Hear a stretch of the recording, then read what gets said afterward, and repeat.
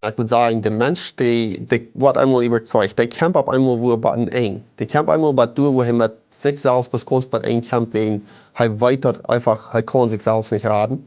Und dann ab eins Gott, der Zino arbeitet, dann schenkt Gott den Helden, der ist, wo der Mensch dann einmal Frieden kriegt. Und wenn der Mensch den Frieden schaffen, wenn er sich dann hoffen lässt, dann soll das durchgehen, dort soll ein Tegen sein, dafür dort, dort heute wahre Geburt hat. Und das, der wo das hoffen, wo ich nicht will, der will ich nicht durchrennen. Das ist so ein Fan. Jesus selbst sagte, wir sollen gehen, die Menschen von der Evangelium unterbeiden und wir sollen die Menschen taufen. Da will ich nicht durchrennen. Aber in der Wirklichkeit, die wahre Taufe, dort ist der getauft mit den Heiligen Geist. Im Alten Testament hat wir dort die Israeliten, sie kriegen die Beschneidung.